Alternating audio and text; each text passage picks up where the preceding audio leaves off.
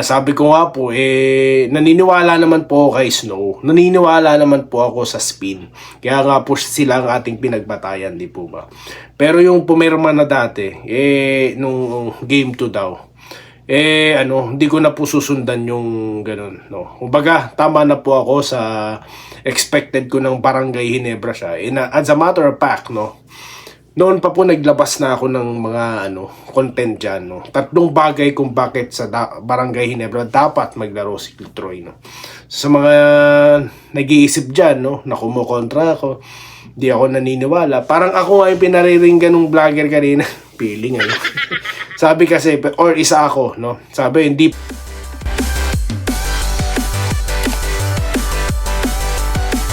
Ayan, so welcome back po, no, dito sa De Enrica at Doy TV Sports, no? Well, ating pong pag-uusapan is very random, ano po. Yan pong si Chavit Singson, no? Talaga pong gusto nang ituloy yan pong arena ng PBA, okay? At nasabi po, yan po ay sa Trump City tatayo. Ayan, pag-uusapan natin. And Troy Rosario, maiksing usapan po, no, about Troy. Mikey Williams, no, pag-uusapan natin. So mabilisan lang po yan, no. And of course, pa-shoutout, okay? So okay, dito na po tayo ngayon, no, sa, well, subscribe na po kayo, no. Medyo umihina po ata ang ating subscribing. Nagagalit po ba kayo dahil kumukontra ako na dahil kay Troy, no? Ang sabi ng iba hindi naman daw ako taga-barangay kasi kumukontra daw ako, no? Mag-subscribe na po kayo para malaman nyo kung bakit. Sige na po, mag-aantay ako ngayon, ha? Sige, subscribe na. De, joke lang. Okay, so yun na nga po tayo, no? Pasadahan natin ito pong Troy Rosario saga. Ayan. Dahil sabi ko nga po, naniniwala naman po ako kay Snow. Naniniwala naman po ako sa spin. Kaya nga po sila ang ating pinagbatayan, di po ba? Pero yung pumirma na dati, nung game 2 daw, hindi ko na po susundan yung ganun, no? Kumbaga, tama na po ako sa expected ko ng Barangay Ginebra siya. As a matter of fact, no? Noon pa po naglabas na ako ng mga content dyan, no? 3 bagay kung bakit sa Barangay Ginebra dapat maglaro si Troy, no? Sa mga nag-iisip dyan, no, na kumukontra ako, di ako naniniwala. Parang ako nga yung pinariringgan ng vlogger kanina. Feeling, ano? Sabi kasi, or isa ako, no? Sabi, hindi pa daw naniniwala. Alam nyo, guys, no? Simula pa lang po nung na-free agent na si Troy, expected ko na isa sa maghahabol sa kanya or mag-o-offer sa kanya is Barangay Ginebra.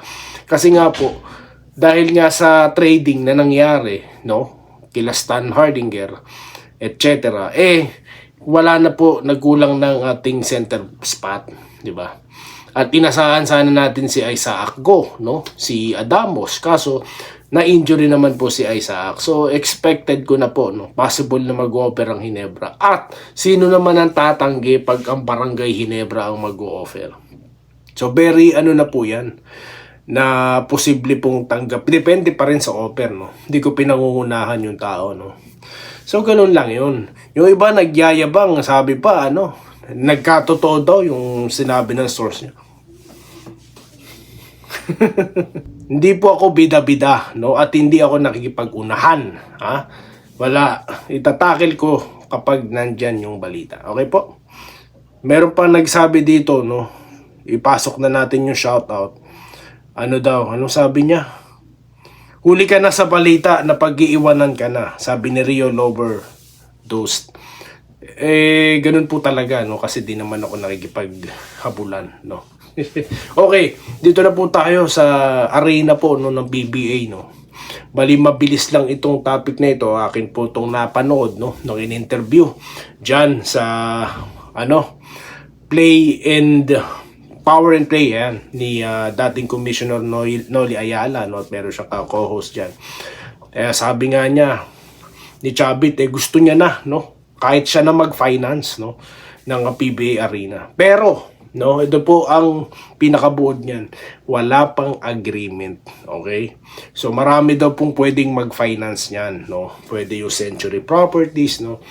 May nababanggit siya secretary kanina. So, develop dyan sa Metro. At gagawin niya Trump City. hindi pa tapos ang eleksyon. Eh, nagkataon naman na nanalo si Trump. So, Kahit siya nga di ba sabi niya. Wala naman pong problema basta alam natin si Chavit, no? Kayang-kaya, yakang-yaka yan, no? Pero wag nating pangunahan dahil wala pa daw. Pero hopefully sana mangyari yan para magkaroon na po ng sariling bahay ang PBA, no? Para kahit alam na po ng fans kung saan pupunta para manood, di po ba? Kasi nawawalan sila ng venue hanggang sa napupunta sila sa maliliit na venue.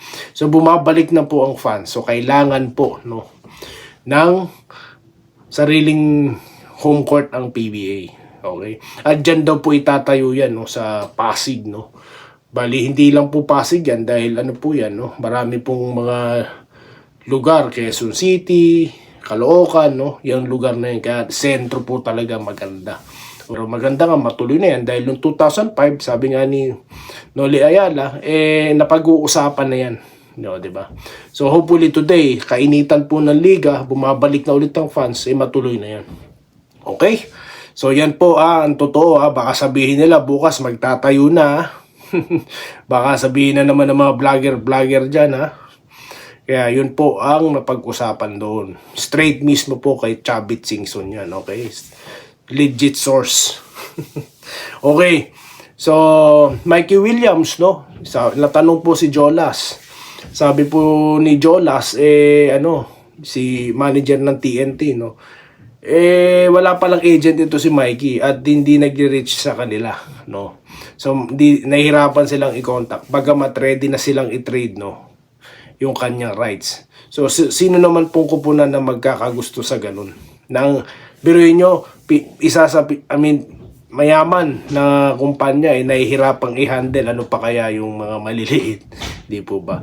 Ang mahirap niyan, baka papirmahin mo, bandang huli, di mo rin makukontak, no?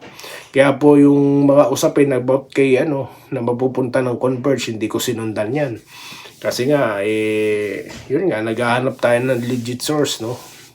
Kaso, yan naman, sakto, no? Naspatan natin na hindi pala makontak.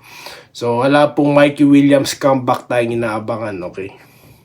So, napanood ko rin doon nung na direkta na or talagang kinonfirm na ni Troy na hindi na siya pipirma, no, dyan sa TNT, no, dinecline na yung offer. Diba? Sabi nga ni Jolas, mukhang parang masama ang loob, gano'n. So, na-trade siya, bagamat may plano, no, na ibalik din siya. Pero syempre, sabi din ni Jolas, mukhang frontliner dyan ng Barangay Ginebra, no, kasi nga, favorite team daw niya ito. O, di ba? So, yan po yung ilan sa mga naging usapan dyan, no, to update you guys. So, mukha nga most likely Barangay Ginebra, no? So, antayin po natin yan, no? Okay, so ngayon, ito naman po tayo sa shoutout, no? Shoutout na po tayo, mabilis ang shoutout. Marami pong nanonood na itong ating content, no? Troy Rosario, pumirma na sa Ginebra source, okay? Kasi source po galing yan, no? Okay, Jesse Vasquez, kung talagang si Troy ay sa Ginebra, good news yan, lakas ng Ginebra. Oo naman po. Twin Tower na sila ni Japet, no? Ito pa po nakakatawa, no? Pumasok ako sa page ng isang mga pages, no? Alam niyo po ang usapan nila doon, no? Talaga pong ewan ko parang malabo na po talaga sa sabaw ng pusit.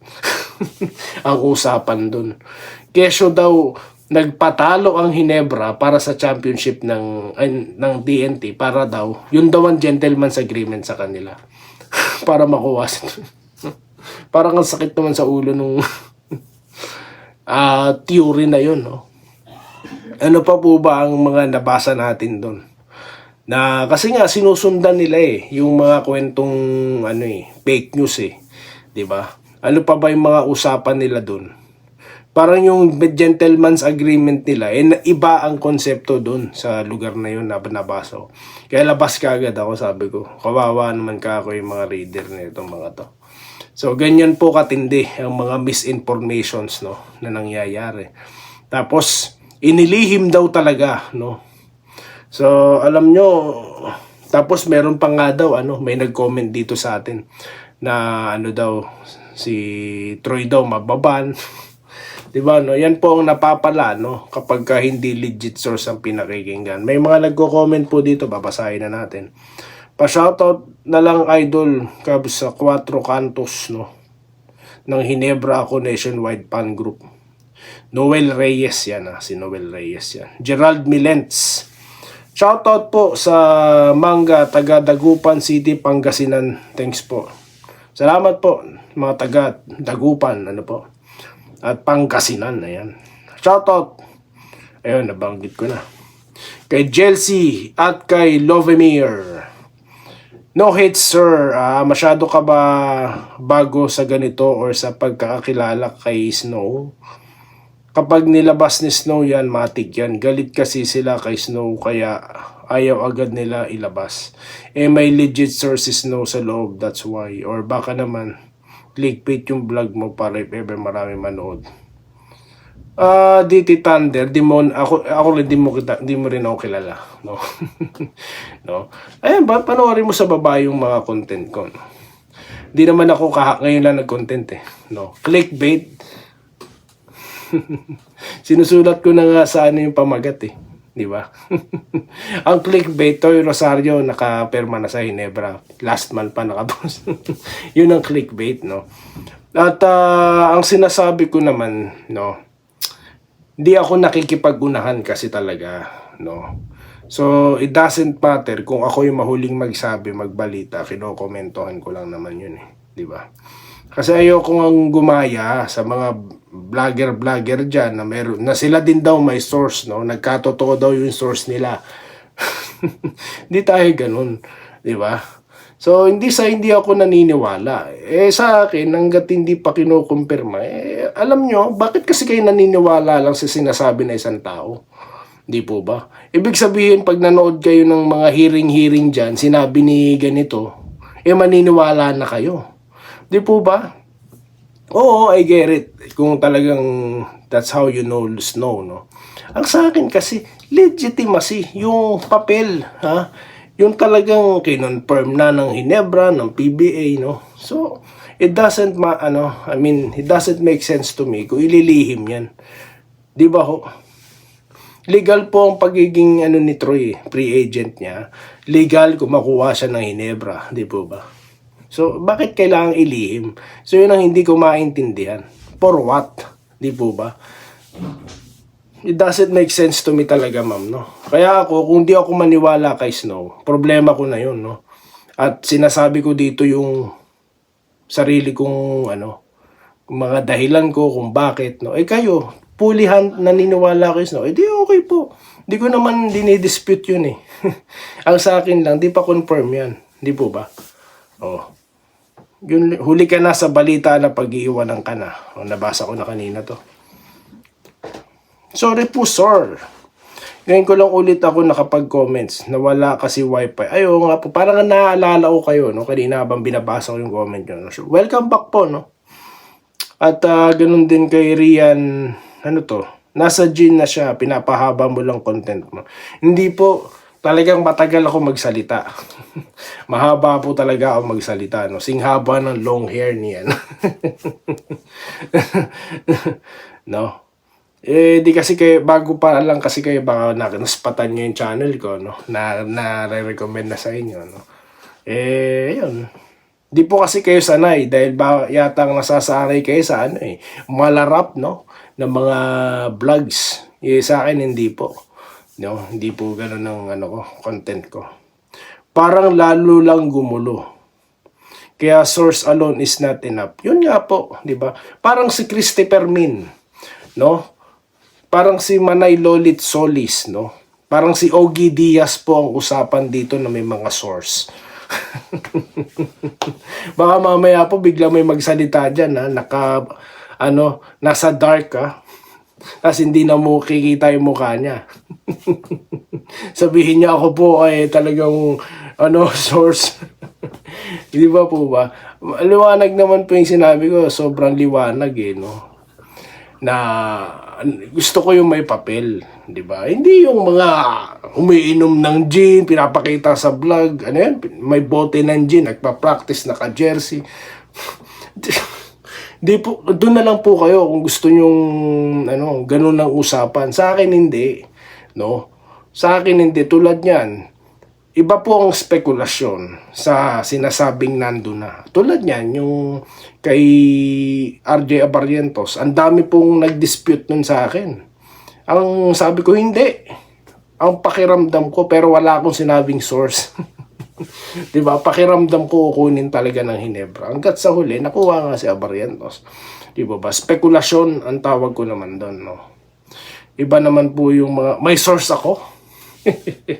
Di po ba? Madali lang kasi i-claim yung source, guys. Napakadali po at very predictable na po ang pagpasok ni Troy sa Hinebra. Napaka-predictable na po niyan, di ba? Kasi nag-vlog din ako dati niyan, no? Tatlong dahilan kung bakit si Troy dapat papunta sa Hinebra. Di po ba? Parang, ayun nga. Solid Hinebra, Aniban family. Huwag maniwala kung ayaw mo, sabi ni Greg Caballero. Di ka naman nanonood. O baka nanood ka kapiraso lang. O baka nanood ka, di mo naman naintindihan yung ibig ko sabihin. No? Bahala po kayo. Kung gusto nyo manood sa may source, di doon na lang kayo. No? Hindi ko po pagkukomentuhan yung source. No? Na-topic ko dito dahil yan ang usapan worldwide. No? Worldwide. O tama, worldwide. Bakit? Nasa ibang bansa na ako eh. So yun lamang po guys ang ating napag-usapan. No? Sobrang overtime na tayo. No? Dahil dito sa ating pa-shoutout. No? Maraming salamat po sa inyong panonood at magkikita-kita po tayo sa mga susunod na video content. Dito lamang po sa DN Ricardo TV Sports. Muli, maraming salamat po sa inyong panonood. Salamat po sa panonood. Subscribe na para sa mga susunod na basketball at boxing videos.